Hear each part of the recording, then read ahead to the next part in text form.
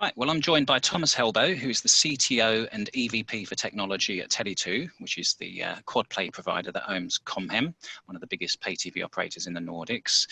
So welcome to you, Thomas. Thank you, John. And today we're going to talk about the new streaming service that you've launched, Com Hem Play Plus. So just sort of tell us about it first, just explain what that service is. Well, thank you. Com Hem Play Plus is a independent streaming service, which we've seen as a natural next step for the journey that we have ahead of us with becoming the sort of fixed mobile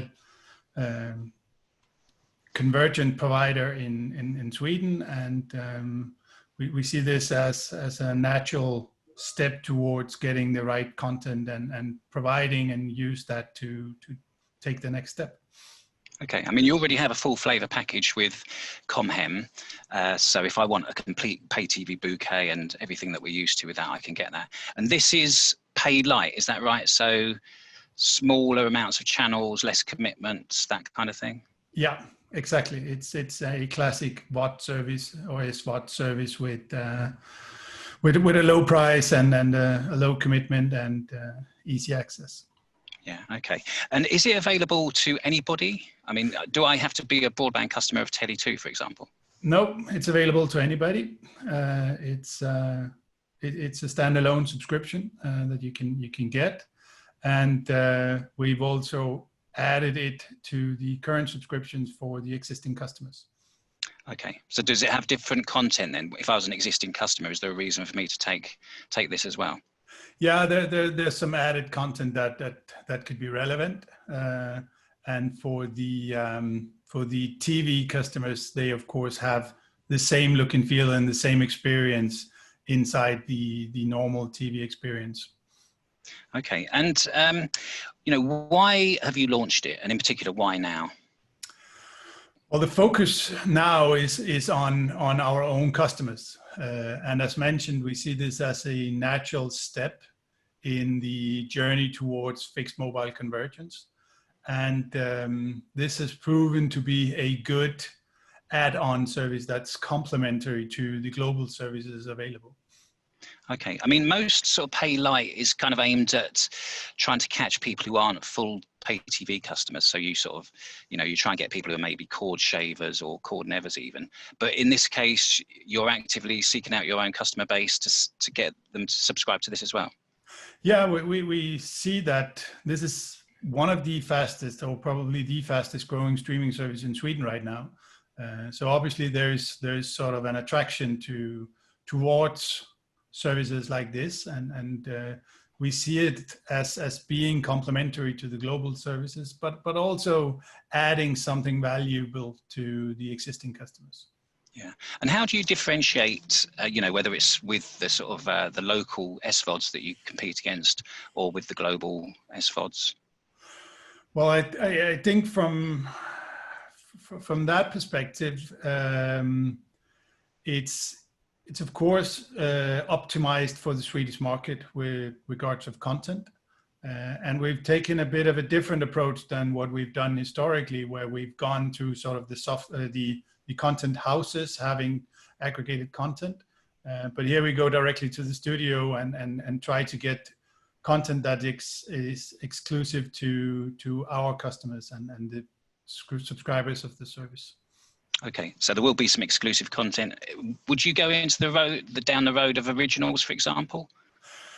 That's not the ambition right now, but historically we've proven to be a content aggregator, and we're willing to work with everybody who has content available, and whether that relationship should be one way or the other, I think it's hard to tell about the truth, right, or the future about that.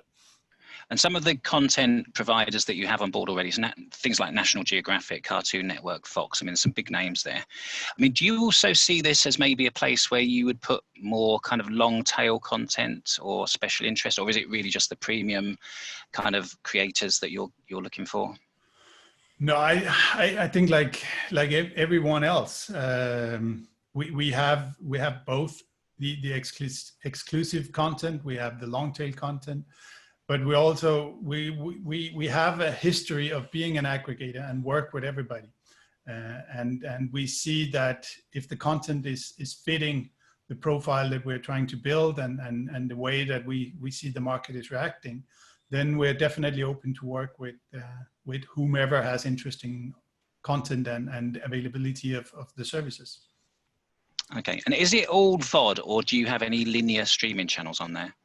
Well, it's only VOD, but as things evolve and as we see sort of more content becomes available, we are not ruling out that there could be linear services, as we are basically using the foundation of our existing TV Everywhere offering.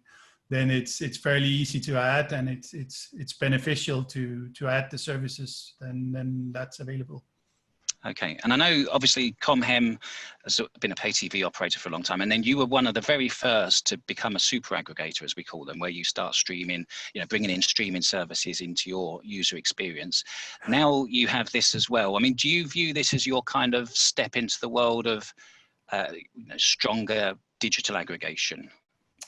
Oh, definitely. I think we definitely see this as part of the portfolio that we're providing to the customers. And we've recently launched an entertainment brand as well, which is a no thrills brand called Penny, which again uses sort of the same experience of having the best entertainment available and further building on the aggregation role that we're trying to build.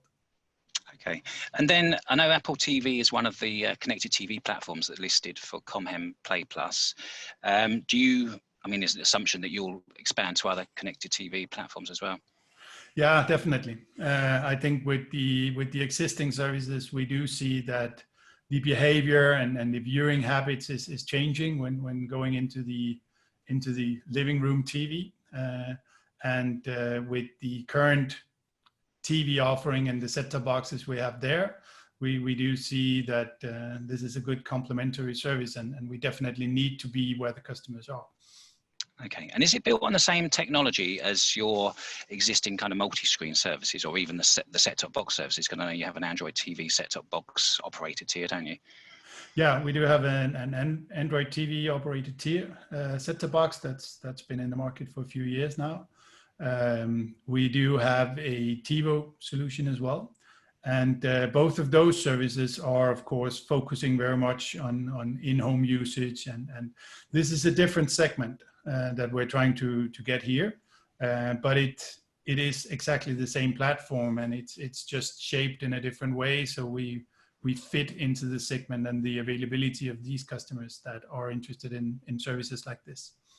Okay, all right. Well, it's a very interesting launch, and thank you very much for giving us your time to talk about it, Thomas. And it's great to see you again. Yeah, you too. Thank you. Thank you. Bye. Bye.